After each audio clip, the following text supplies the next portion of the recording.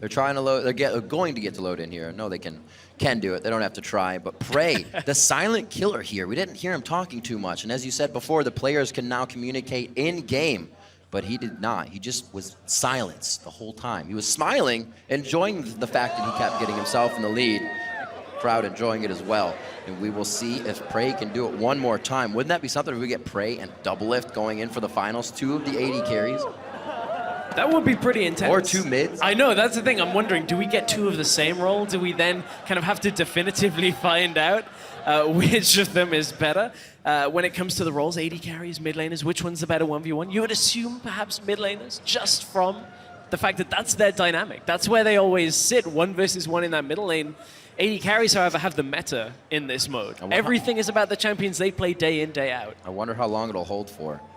You can always look at another 80 carrier mid and be like, remember when 80 carries were better?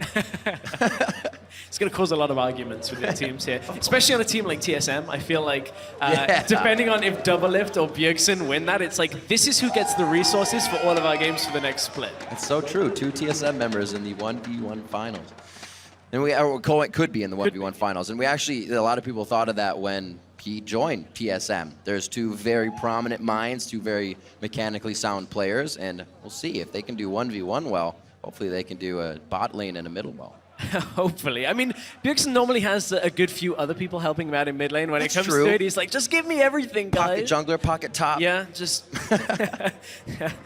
Oh, dear. Crew chilling. Everybody's hanging out here at the LCS, I should say All-Stars, the LCS Arena. 2015 All-Star event. A couple of familiar faces. I believe there's Golden Glue hanging out in the indeed. stands. And seeing what he can pick up here, perhaps, for the next split. I'm really interested in that dynamic if we get 2 TSM players. That would actually be quite funny if it did decide some of the strategy for the next split. Absolutely, because then it decides who actually gets more viewers when Doublelift or Bjergsen stream. So, of course, they want to win.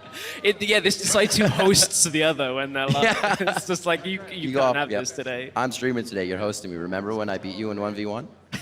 That's the ultimate victory that they're getting out of That's how TSM actually used to decide who would wash up, right? On their own shows, they used to have 1v1 tournaments. So you'd think Bjergsen should be pretty good at this. He is now 0-1 down in this best of 3, though. We'll see what he can do. I see where this is going already. Yeah. Points for effort, Riv. You got it. Nailed it, I think. This is where they spell something else out. Really good at Wheel of Fortune, don't worry. Oh, dear. So the Rengar, Zillion, PraY's got it. He knows what he wants. Oh, I actually wrote Ezreal down as the ban here. I'm like, they're messing me up here. When everything gets inside your head, there it is. The Echo, the Anivia, Bjergsen coming up with the bans quick. We'll see if PraY can finalize one more game here. All of these are best of 3. Remember, the loser still gets 25 points for their team, so FLICKR's getting 25 points out of this, no matter what. It looks like they're going to spell it each time, so it's not going to be a mystery for us. Once they get down, hopefully they don't spell something weird next time, and we just have to watch another Zillion Farm Fest for days on days on days. I'm surprised that Bjergsen's taking this. Although Ezreal, he did play a little bit this season with the Runeglaive. I would just be like, come on, you're going to play me in a Syndra mirror. Syndra, spell it out. And then Bjergsen's like, ha, I got you. And then game 3, they play something like a top laner, which neither of them really have too much experience on. But Ezreal Mirror looks to be the name of the game. We've actually saw this between 2 LATAM players in IWCA, and it resulted in 2 people standing behind their minion wave for quite a long time, until one finally got like an item break point, had more damage, and just went in. If it wasn't so damn mana intensive, I'd love to see a Jace Mirror matchup. That'd be fantastic. Dodging Shock Blast, going in, hammering each other away. It'd be pretty brutal. Once each other's knows you going into hammer form, you're like, well, I guess I'm going into hammer form too. Going in. You just knock back each other with the... Yeah, at the same time. Smash them back, get your % health damage. Let's go, game 2. We're getting in right now. Bjergsen versus PraY. Bjergo looking to get one under his belt here. PraY really taking it to him in that first game. We got Ezreal versus Ezreal. Looks like Bjergsen's going with Explorer as well, so he's going to explore what other options he has getting into this game. He's going to have to find something golden in this game. Yeah, he does. He needs it to stay in the 1v1 tournament right now. I wonder, what do we get? Oh, both Explorer Ezreal. Wow. Man. Gentleman. I hope this isn't the same kind of mirror as yesterday, where it's no items, no spells. That was actually one of the best 1v1s I think we've had. That was fantastic. Because it'd be like you knew it was going to get intense, but for 10 minutes it wasn't. You're like, this is going to be worth it, but right now I'm watching paint dry. That's actually, that's... Ooh, Reginald. I see what you did there, Rick. Oh, dear. I love it. It's great. Okay. So let's see what we have. Crowd's ready. Players are ready. We are on to the abyss, and we are ready for some more 1v1. Fire Bjergsen, Fire PraY. They are about to match in the middle.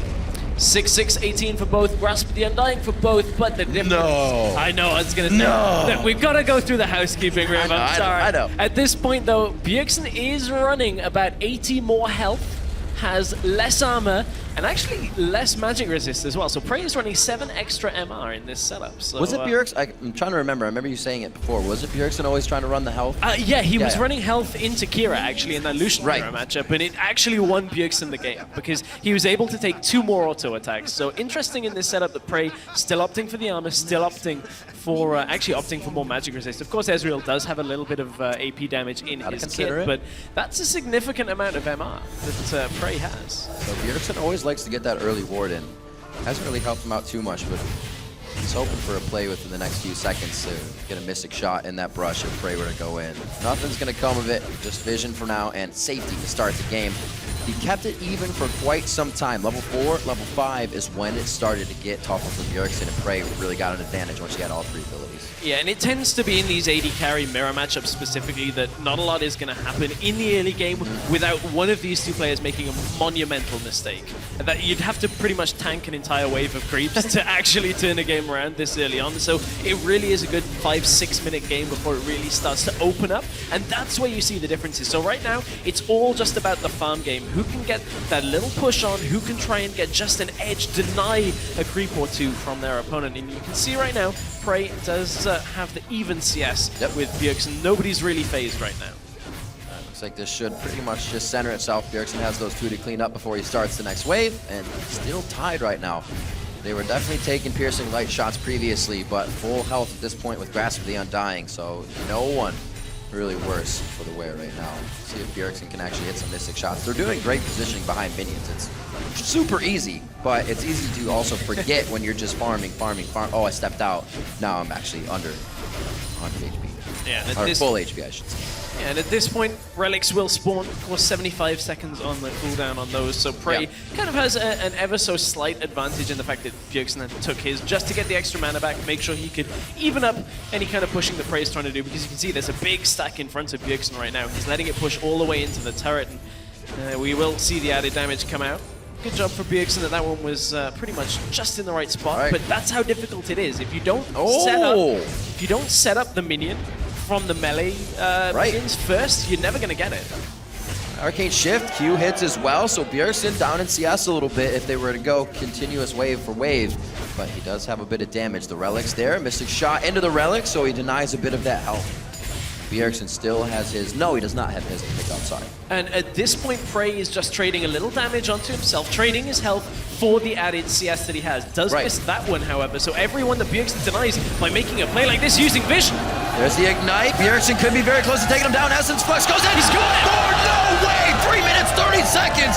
Bjergsen ties it up 1-1. PraY laughing it off, but he still can't believe it. Really nice, and what he did there was punish PraY for trading 300 health just for a couple of extra minions, then gets all the way, uses the Vision, because there's a minimum amount of range creeps here, so Bjergsen knows with only 2, if he can get everything off in that trade, he's going to be able to take the kill. Bjergsen takes him down, puts himself in a tied series, 1 game apiece.